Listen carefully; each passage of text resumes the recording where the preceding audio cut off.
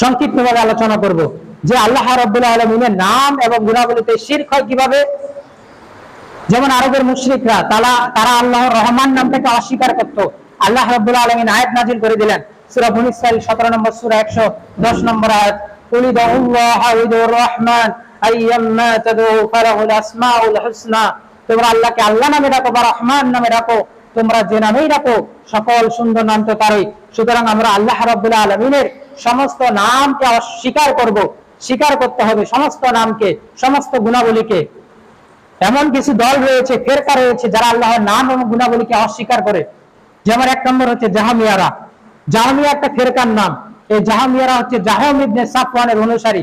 তারা আল্লাহর নাম এবং গুণাবলী উভয়টাই অস্বীকার করে দেয়। দুই, মুতাজিলারা। এই মুতাজিলারা হচ্ছে ওয়াসিল ইবনে আতার অনুসারী। তারা আল্লাহর নাম সমূহের অর্থবাদ দিয়ে শুধু শব্দগুলো স্বীকার করে এবং আল্লাহ রাব্বুল আলামিনের সকল গুণাবলীকে এরা অস্বীকার করে দেয়। অর্থাৎ আল্লাহ রাব্বুল আলামিনের নাম যে রহিম, এটা যে আল্লাহর নাম, এটা তারা অস্বীকার করে। কিন্তু এই যে রহিম শব্দটা, এই শব্দটাকে তারা স্বীকার করে এবং আল্লাহ রাব্বুল আলামিনকে তারা গুণহীন ইলাহ মনে করে যে আল্লাহ আমাদের উপকার করতে পারেন। তারপরে আল্লাহ রাব্বুল আলামিন দেখতে পান, শুনতে পান, আল্লাহ রাব্বুল আলামিনের হাত রয়েছে, এই যে সিফাতগুলো, এই সিফাতগুলো তারা অস্বীকার করে দেয়, সবগুলো অস্বীকার করে দেয়। তারপর তিন নম্বর হলো আশাইরা মাতুরিদি এবং তাদের অনুসারীরা।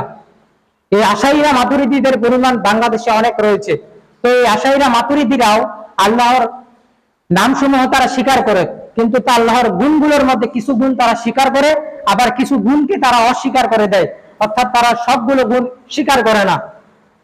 আর এর থেকে বাঁচার জন্য তারা দুইটা পথ বেছে নিয়েছে। এক নম্বর পথ হলো তারা এই গুণগুলোর অর্থকে অপব্যাখ্যা করে। যেমন আল্লাহর ইস্তাওয়াকে তারা বলে ক্ষমতা পাওয়া, আল্লাহর হাতকে তারা বলে নিয়ামত, কুদরত। এভাবে তারা আল্লাহ রাব্বুল আলামিনের সিফাতগুলোকে অস্বীকার করে।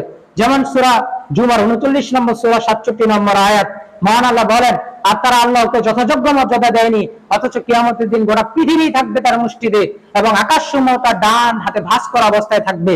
এই যে আল্লাহ একটা আয়াত নাযিল করলো যে আকাশসমূহ তার ডান হাতে ভাঁজ করা থাকবে, তার মানে এই আয়াত থেকে সাব্যস্ত হয় যে আল্লাহর ডান হাত রয়েছে। কিন্তু এই আশাইরা মাতুরিদিরা কোরআনের এই আয়াতকে অপব্যাখ্যা করে তারা বলে এখানে হাত মানে হচ্ছে নিয়ামত, কুদরত, এখানে হাত মানে হাত না। অর্থাৎ তারা এইভাবে কোরআনুল কারীমের অসংখ্য আয়াতের অপব্যাখ্যা করে থাকে। অর্থাৎ কোরআনে যে আয়াতটা বাহ্যিক ভাবে পাওয়া যায়, এই বাহ্যিক অর্থটাকে তারা ঘুরিয়ে দেয়, ঘুরিয়ে দিয়ে অন্য অর্থ করে সেটার প্রতি ঈমান আনে। অথবা তারা বলে যে এই যে আয়াতটা, এই আয়াতটার অর্থ আল্লাহ ভালো জানে, আমরা জানি না। অর্থাৎ তারা এই আয়াতটা ব্যাখ্যা করতে চায় না, অর্থ করতে চায় না, চুপচাপ থাকে। এটাই হলো আশাইরা এবং মাতুরিদিদের ভুল। এবার তাদের খণ্ডন করা হবে। এক নম্বর খণ্ডন সেটা হলো যে আল্লাহ এবং তার রাসূল সাল্লাল্লাহু আলাইহি ওয়াসাল্লাম আল্লাহর জন্য নাম এবং গুণাবলী সাব্যস্ত করেছে। এখন যদি কেউ আল্লাহর জন্য নাম এবং গুণাবলী সাব্যস্ত না করে, তাহলে তো আল্লাহ এবং তার রাসূলকে অস্বীকার করা হয়ে গেল। আবার আল্লাহ বলছে তার নাম ধরে তাকে ডাকার জন্য, যেমন ইয়া হাইয়ুন, ইয়া কাইয়ুম, এভাবে তাকে ডাকতে বলছেন। এখন আপনি যদি নাম এবং গুণাবলী অস্বীকার করে দেন, তাহলে আল্লাহকে কিভাবে ডাকবেন?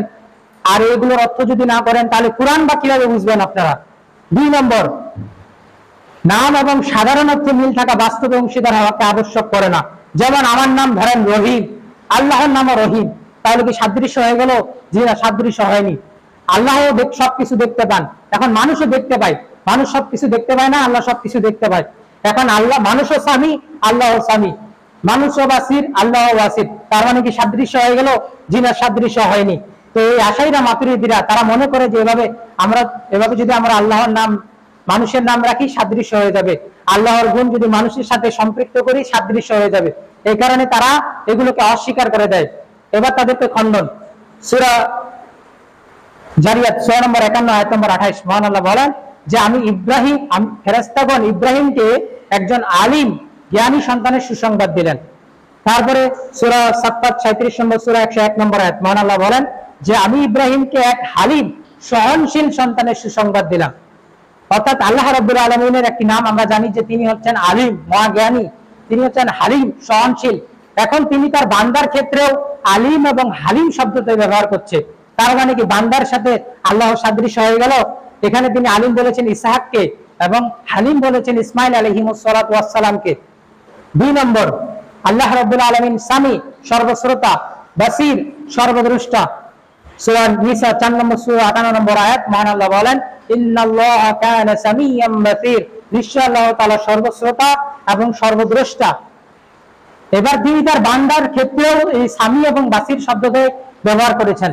সূরা ইনসান ৭৬ নম্বর সূরা ২ নম্বর আয়াত মহান আল্লাহ বলেন যে আমি মানুষকে সৃষ্টি করেছি, অতঃপর তাকে করে দিয়েছি শ্রবণ এবং দৃষ্টিশক্তি সম্পন্ন, সামি এবং বাসির।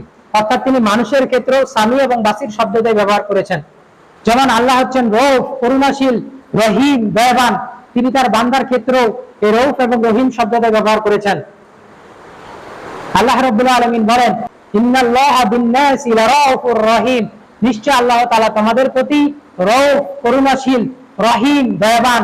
তাহলে আল্লাহ যে রউফ এবং রহিম, আর তারপরে তিনি সূরা তাওবা ৯ নম্বর সূরা ১২৮ নম্বর আয়াতে বলেছেন যে তোমাদের কাছে এসেছে তোমাদের মধ্যে থেকে একজন রাসূল, তোমাদের দুঃখ কষ্ট তার কাছে দুঃসহ, তিনি তোমাদের মঙ্গলকামী, মুমিনদের প্রতি স্নেহশীল, দয়াময়। অর্থাৎ রাসূল সাল্লাল্লাহু আলাইহি ওয়াসাল্লামের ক্ষেত্রেও রউফ এবং রহিম শব্দটি ব্যবহার করা হয়েছে। অর্থাৎ আল্লাহর নাম তার সৃষ্টিজীবের নামের ক্ষেত্রে ব্যবহার করা হচ্ছে। তার মানে কি সাদৃশ্য হয়ে গেল? জি না, সাদৃশ্য হয়নি, বরং নাম এবং সাধারণ অর্থে মিল থাকা এটা বাস্তবে অংশীদার হওয়াকে আবশ্যক করে না। যেমন আল্লাহর সত্তা রয়েছে, তেমনি ভাবে মাখলুকেরও সত্তা রয়েছে, কিন্তু আল্লাহর সত্তার সাথে মাখলুকের সত্তার কোনো সাদৃশ্য হয় না।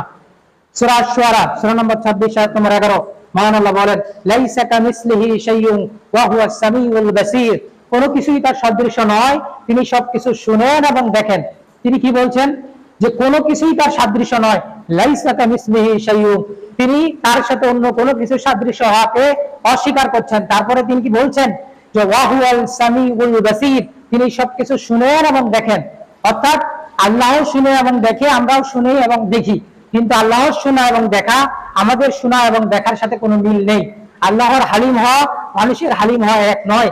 আল্লাহর রউফ হওয়া, রহিম হওয়া, রহমান হওয়া মানুষের রউফ, রহিম, রহমানের মতো নয়। মানুষের ক্ষমাশীলতা হওয়া আল্লাহর ক্ষমাশীলতার মতো নয়। সুতরাং নাম এবং সাধারণ অর্থে মিল থাকা বাস্তবে যে অংশীদার হয় এটাকে সাব্যস্ত করে না।